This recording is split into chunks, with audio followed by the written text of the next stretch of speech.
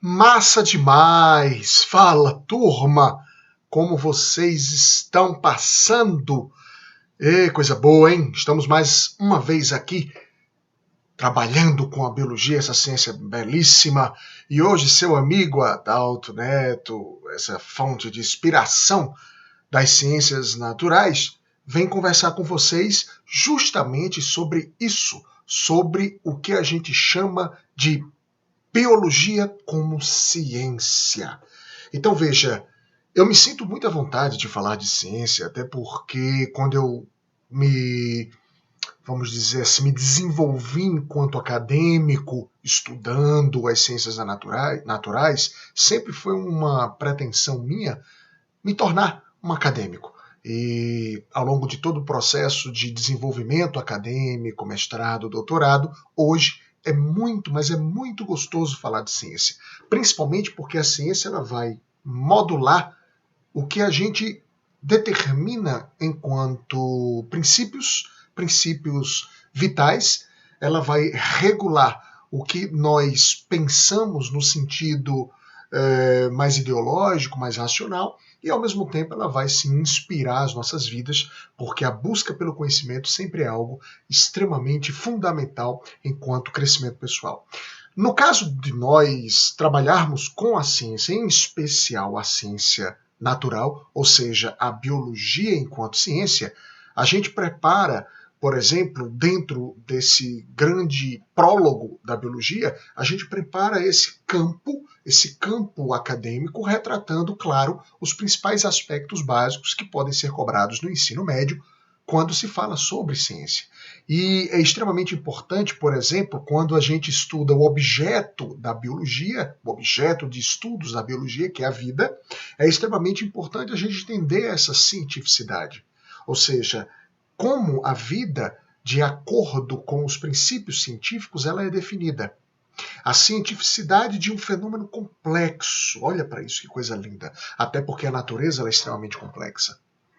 E essa cientificidade, claro, vai nos indicar, por exemplo, como essa vida surgiu. Então, a gente, nesse momento, vamos também trabalhar um pouco as questões relacionadas às polêmicas, por exemplo, de origem da vida. E num outro determinado momento, numa outra determinada aula, a gente vai, por exemplo, detalhar mais as principais teorias, ou melhor, hipóteses de origem da vida. Porque teorizar sobre a origem da vida é algo bastante complexo, certo? E depende de uma série de outras perspectivas do pensamento, que depois a gente vai destacar com maior profundidade, com mais calma, né, com melhor detalhes, com maior quantidade de detalhes, certo?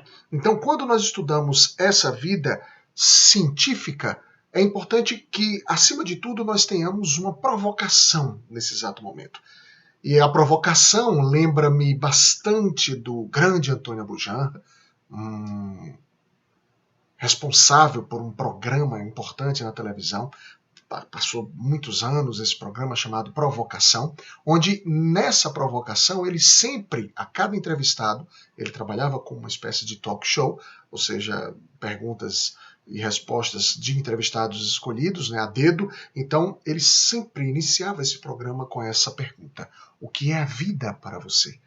E a Bujanra, quando fazia essa pergunta para os seus entrevistados, ele queria justamente abrir aquele espaço de perguntas e respostas, falando um pouco sobre a vida, não no sentido biológico, científico, mas falando sobre a vida diante de uma grande complexidade de sentimentos e de atribuições e de valores, não é? E por isso eu escolhi esse momento de reflexão para a gente entender essa relação do homem, essa relação das divindades e, obviamente, essa relação bem próxima da tentativa de explicar o que seria a vida. Só que, no caso biológico, vamos trabalhar com ciência.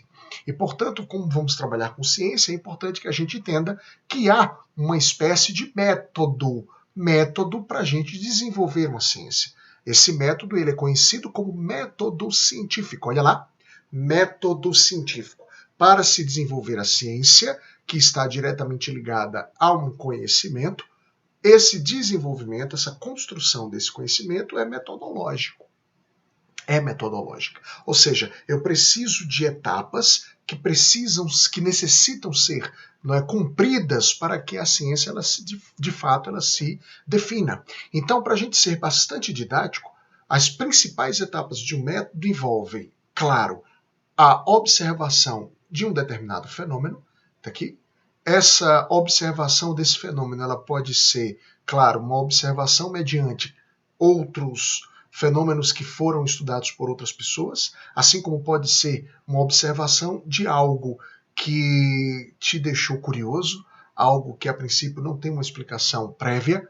Então, a observação desses fenômenos gera, obviamente, uma tentativa de se explicar esses fenômenos que você, obviamente, está observando. Essa explicação ela pode partir, claro, de algo que é conhecido previamente. E é a partir daí que a ciência ela começa a se multiplicar.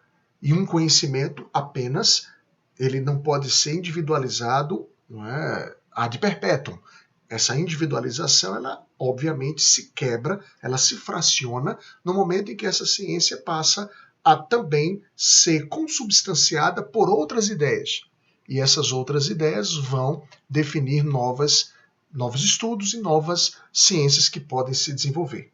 No entanto, essa explicação inicial ela pode partir também de algo que é comum em relação ao senso comum que as pessoas têm.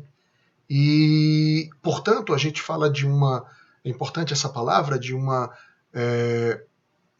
perspectiva empirista, o empirismo, como também sendo extremamente importante para se desenvolver um método científico.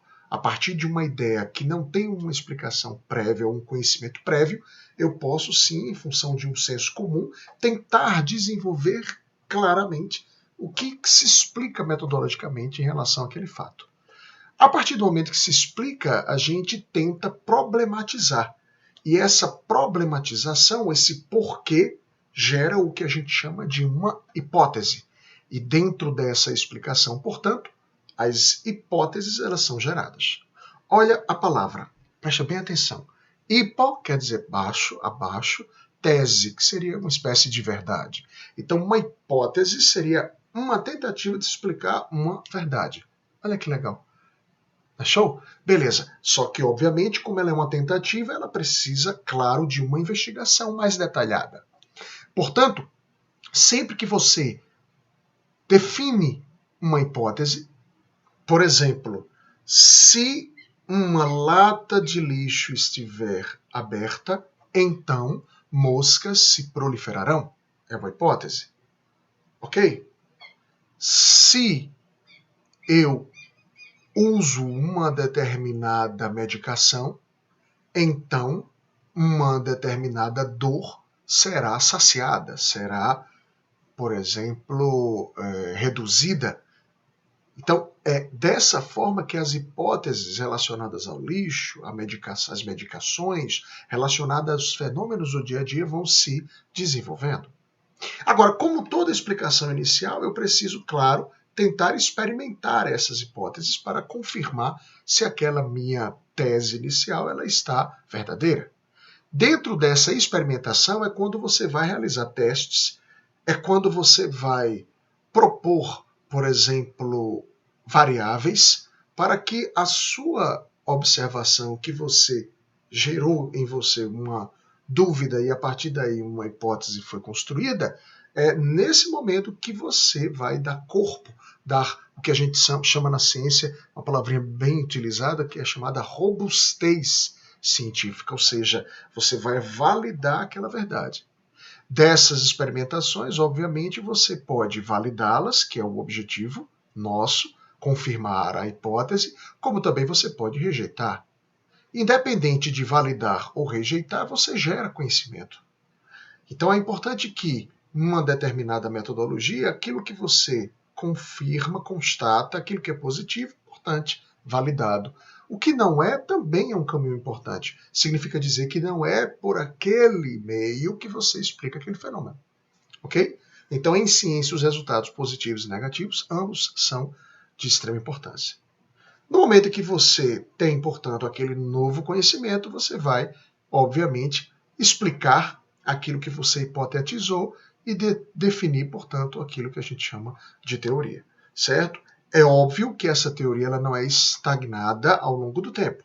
É óbvio que essa teoria ela pode ser reexperimentada novamente, ou pelo menos fragmentos daquela teoria podem sim ser reexperimentados em outros momentos, com outras perguntas cabíveis.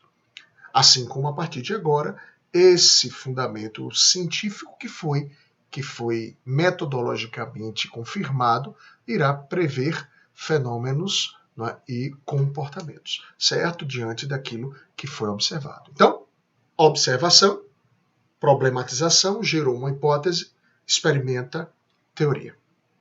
Legal?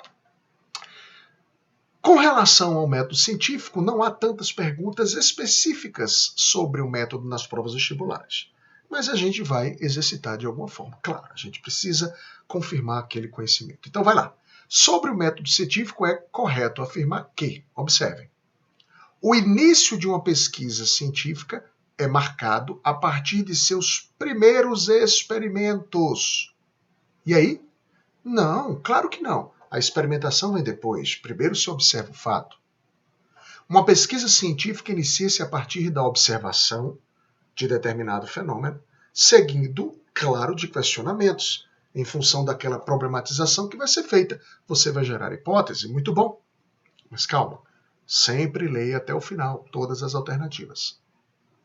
A hipótese deve ser formulada logo após a metodologia, evitando-se testes falsos. É claro que não. Uma hipótese ela precisa ser formulada antes do experimento, porque é a partir daquela hipótese que você vai direcionar os seus experimentos. As conclusões que forem tiradas nunca poderão servir de base para novas hipóteses. Extremamente absurdo isso, falso demais. É claro que a partir de uma dúvida, de uma explicação para aquela dúvida e de uma confirmação teórica, outras dúvidas vão surgir. É o próprio princípio filosófico, lembra da maiêutica de Sócrates, né? Aquela ideia de sempre estar perguntando, né?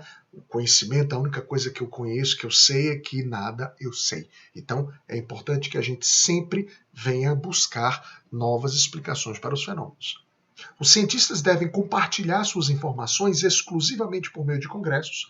É óbvio que não, né? Você compartilha, né, de diversas formas. A principal no uso acadêmico é a publicação científica em artigos, periódicos que são revistas científicas com reunião, coleção de artigos, enfim, né, congressos, simpósios e tantas outras formas. Portanto, resposta sim, letra B. Letra B.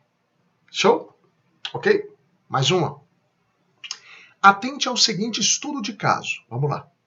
Em um hospital do interior do Ceará, um grupo de pesquisadores pretende investigar o efeito da adição da vitamina C à medicação rotineira para pacientes hipertensos, partindo da informação existente em literatura, olha aí, um conhecimento prévio de que o ácido ascórbico, que é o princípio da vitamina C, combinado a medicamento para a hipertensão, vai potencializar esse medicamento.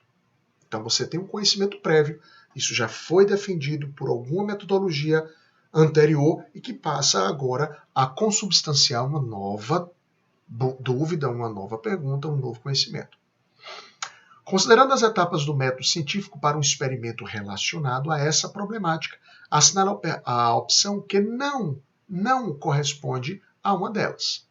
Observação do fato corresponde a pessoas? Claro, óbvio que corresponde. Formulação das hipóteses é o mais importante direcionador de um experimento. Você precisa da hipótese para tentar explicar aquele fenômeno e a partir daí experimentar.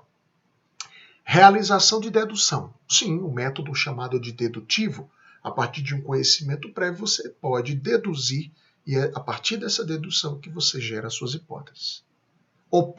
Uso do senso comum para as discussões e conclusões. Cuidado! Lembra do que eu falei antes? Senso comum, lembre, empirismo, ou seja, um princípio que não tem fundamentação, um lastro científico. Portanto, o empirismo ele pode vir no início e não nas discussões e conclusões. discussões e conclusões só podem existir após, claro, algo que foi experimentado. Legal? Resposta é isso. Letra D é essa que não corresponde ao método. Fechou? Mais uma, essa direta para você.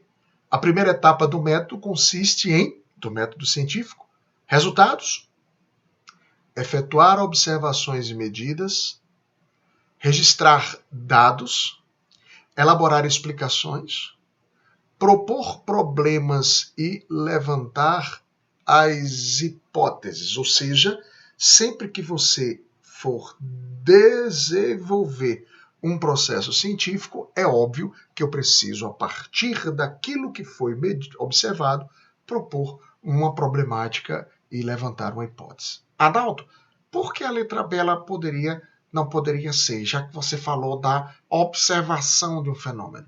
Isso, eu falei. Tanto é que eu fiz uma cara. No entanto, leia, observar e medir. Opa, para se medir, medir é experimentar. Se eu estou experimentando, portanto, eu tenho um evento após a hipótese levantada. Então, antes disso, eu tenho que problematizar e levantar a hipótese. Legal? Massa. Bom, ainda falando sobre a vida, nós vamos começar a estudar agora polêmicas que foram geradas com relação aos diversos métodos não científicos e científicos que vão envolver as discussões sobre a origem da vida.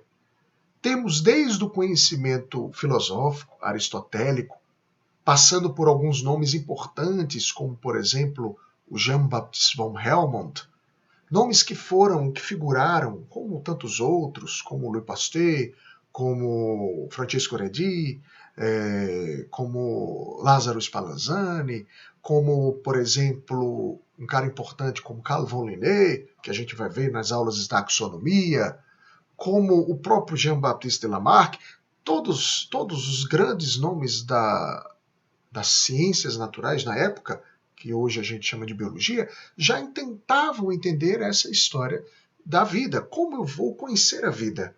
A partir de que raciocínio metodológico eu poderia entender o que é essa vida? E aí eu trouxe aqui, por exemplo, Augusto dos Anjos, que é um cara que eu gosto bastante, que traz uma poesia que se enquadra naquilo que a gente chama de pré-modernismo, aquela coisa visceral na tentativa de se explicar os fenômenos emocionais, jogar palavras fortes nos seus textos. Aí ele coloca assim, por exemplo, sou uma sombra, venho das outras eras, do cosmopolitismo das moneras, o reino Monera, que ele já cita aqui, a origem de tudo, pólipo de recônditas reentrâncias, larva de caos telúrico, procedo da escuridão do cósmico segredo da substância de todas as substâncias. Ou seja, mais ou menos poetizando de onde essa vida surge. Só que a vida, segundo Aristóteles, segundo von Helmont, segundo tantos outros, naquele momento, ela era obtida quase que através de um passe de mágica. E, em função disso, gera-se o que a gente chama de abiogênese. Abiogênese, a vida que vai surgindo a partir da matéria bruta. Essa matéria bruta, portanto, ela, a partir de alguns conhecimentos empíricos e até meio que metodológicos, ela vai dando origem à vida. Só que, na época, não havia uma explicação prévia para o que definia a vida a partir dessa matéria bruta. Helmont acreditava, como tantos outros, que existia o chamado princípio ativo, uma força vital, que era inexplicável, era uma espécie de mágica, um passe de mágica, que tentava, por exemplo, definir como essa vida surgia. Claro, metodologicamente ia ficar bem difícil a gente ter um trabalho como esse, onde a matéria bruta ela daria origem à vida. Mas eles tentaram. Claro, eu preciso validar esse conhecimento. Helmont, inclusive, ele fazia o seguinte, ele juntava restos de roupas rasgadas, sujas, com material biológico, germe de trigo, juntava tudo numa determinada sala escura e depois de 21 dias, olha, ele inclusive, né, fez um cálculo, né, de tempo que é importante nos experimentos. A partir de 21 dias, né, houve a observação de vida de insetos, de outros animais que meio que brotaram da matéria bruta. Em função disso, acreditava-se que a vida, portanto, ela surgia de forma espontânea. E essa grande quantidade de defensores passou a ocupar um ambiente que a gente chama de geração espontânea, também conhecida como abiogênese. Só que Francesco Reti, um italiano, esse cara ele não acreditava muito nessa história da geração espontânea. E ele queria, claro, estudar de uma forma mais metodológica, mais factível, como a vida ela surgia. Será que ela surge mesmo desse princípio ativo? Que depois a gente vai perceber que esse princípio ativo, essa força vital, ela estava presente no ar? Bom, se estava ou não, vamos tentar acompanhar o raciocínio de Redi. Observe. Na época, era uma observação, inclusive uma observação dos estudiosos na área médica, de que os corpos em decomposição, a matéria, a carne em decomposição, ela era rica de larvas, de uma fauna, né, larvar que ocupava aquele ambiente. A putrefação estava vinculada à origem das larvas. De onde surgem essas larvas? Para a abiogênese, a partir da força vital. Para Francesco Redi, essas larvas elas surgem em função do depósito dos ovos que era realizado por insetos. Como, Adalto? Vai lá. Ele pegou um frasco. Nesse frasco ele colocou, por exemplo, um alimento. Um alimento, matéria orgânica, que é alimento para todos os seres vivos. Ok? Em um frasco, ele tampou esse frasco junto com o alimento. No outro frasco ele tampou, mas colocou gaze, que é um material que tem entrada de ar, ele é perfurado. E em um outro ele fez um frasco sem tampa nenhuma. Em metodologia científica, a gente vai chamar esses dois frascos aqui de grupos experimentais, porque é a partir deles que eu vou tentar, por exemplo, validar aquela minha hipótese. Segundo Redi, o que ele afirmava era que essas larvas encontradas na carne, no material orgânico em decomposição, eram oriundas do depósito de ovos das moscas, dos insetos. Esse grupo aqui é o grupo controle. Ele já sabe, a partir da sua hipótese, ele já sabe que aqui nada vai penetrar no frasco, porque o frasco está tampado. Ele sabe disso, ele observa isso, e esse grupo, chamado de controle, passa a ser o objeto de comparação dos grupos experimentais. Ou seja, do frasco com a carne numa tampa, né, furada, ou seja, com gaze, e no frasco aberto. E a partir daí ele gera as comparações. Com gaze, observe que a mosca não penetra. Mas o ar penetra. Olha, se o ar penetra, cadê a força vital? Cadê o princípio ativo? A carne se manteve estéril, não houve contaminação. Compreendeu? Já o frasco aberto, o material orgânico ele entrou em putrefação. A fauna de larvas se proliferou porque os insetos entravam no recipiente. Então veja que no controle nada acontecia, porque aqui esse grupo, controle, ele é justamente o grupo que vai dar base para a comparação dos grupos experimentais. Ou seja, aberto você tem depósito de ovos, geram-se larvas. Fechado com gaze, aqui ele vai justamente contrariar a força vital. A mosca impede sua entrada, porque o furo da gaze é menor do que a mosca, o tamanho da mosca, mas o ar penetra, só que o material orgânico permanece intacto. Ou seja, se permanecer intacto, então é porque, obviamente, não houve a presença de ovos dos insetos. Logo, Francesco Redi ele vai definir o seguinte, observe, a vida ela não provém da matéria bruta, a vida ela provém de outra vida. Legal? Vida, outra vida. A gente chama esse fundamento, né, controlado, científico, controlado, de biogênese, que contraria a geração espontânea ou abiogênese. Mas não foram muitos os adeptos inicialmente. Dois caras importantes nesse momento travaram uma batalha feroz. Dois padres, inclusive. John Needham, defensor da abiogênese, e o Lázaro Spallanzani, que junto com Louis Joblot, eram defensores da biogênese. O que Needham fez?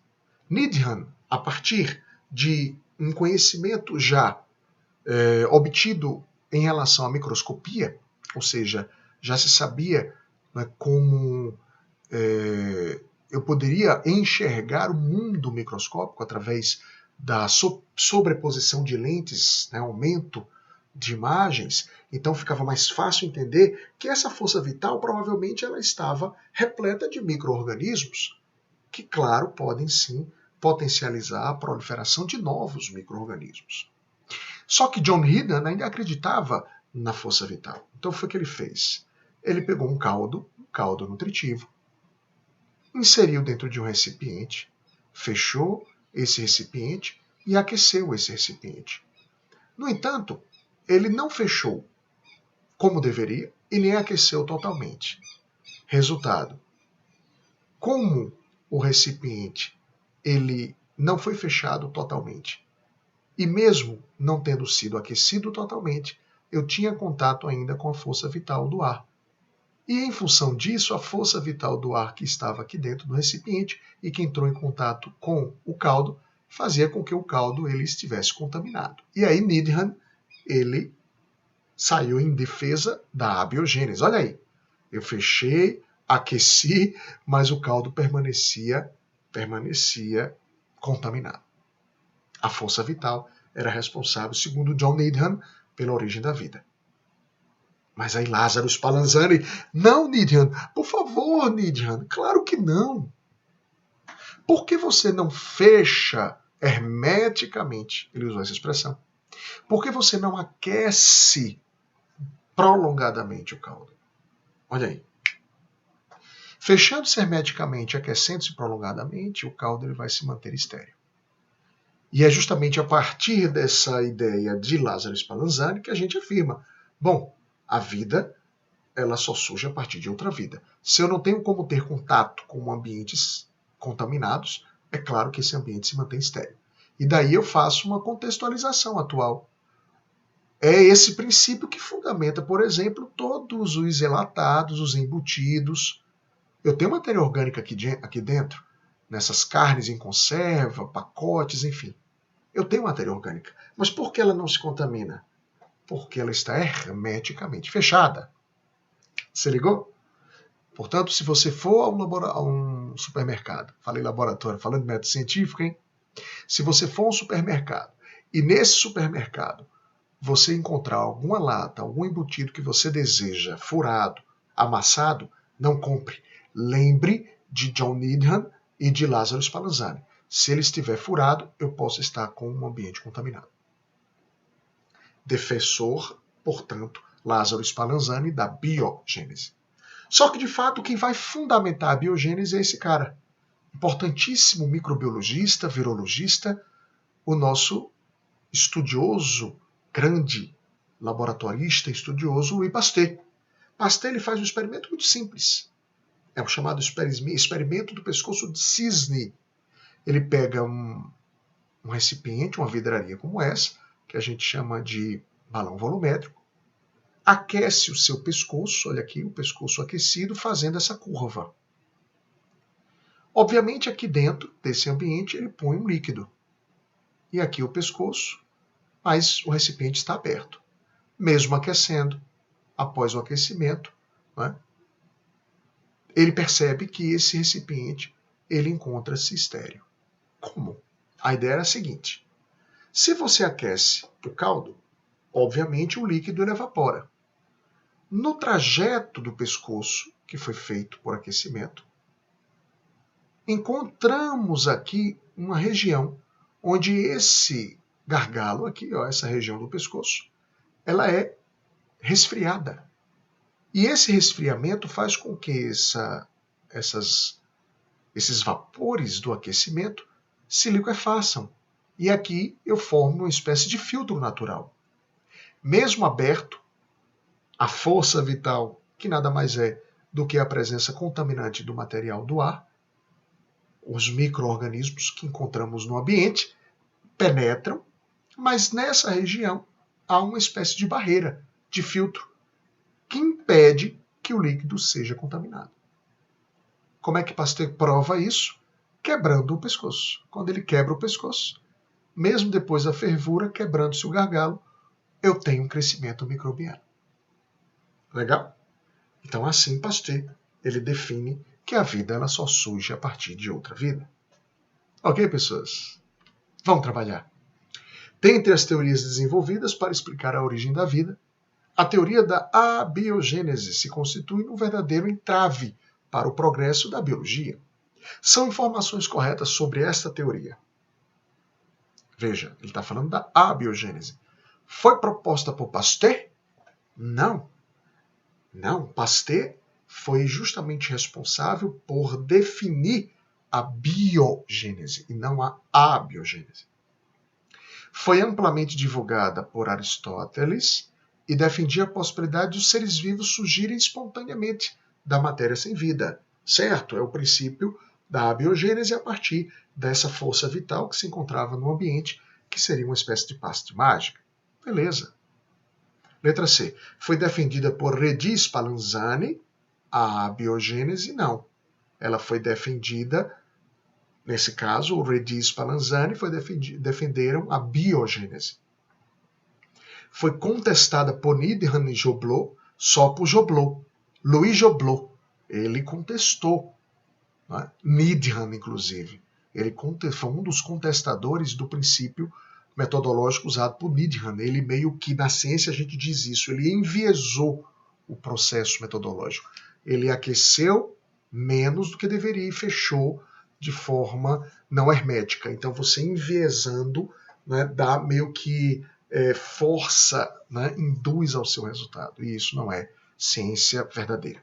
Isso, obviamente, pode ser traduzida como uma falsa ciência, um método que vai tentar gerar uma teoria que não é fundamentada.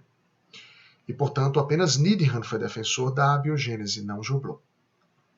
Teve em Pasteur um grande defensor? Não. Obviamente, teve em Pasteur o responsável por liquidar a abiogênese. Portanto, letra B. Legal? Valeu, queridos amigos! Como foi bom trabalhar com vocês. Método científico e polêmicas relacionadas aos processos de entendimento sobre como a vida surgiu. Beleza? A gente se encontra em outro momento. Até a próxima! Tchau, tchau!